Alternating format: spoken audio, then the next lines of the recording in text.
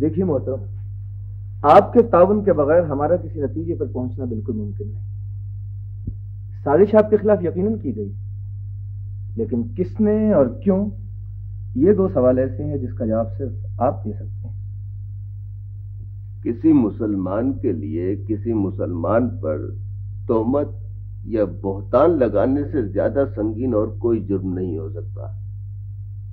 اب اگر میں کسی پر شبے کا اظہار کروں اور وہ بے گناہ نکلے تو میں روز حشر اسے کیا منہ دکھاؤں گا؟ دیکھیے جناب، اب ہمارے پاس کوئی علادین کا چراغ تو ہے نہیں کہ گھر بیٹھے ہم مجرم کا پتہ چلا لیں۔ ظاہر ہے کسی کیس کی مختلف کڑیاں ملانے سے ہی ہم کسی نتیجے پر پہنچتے ہیں۔ بھئی اگر میں یہ کہوں کہ میری کسی سے دشمنی ہی نہیں، چلو تو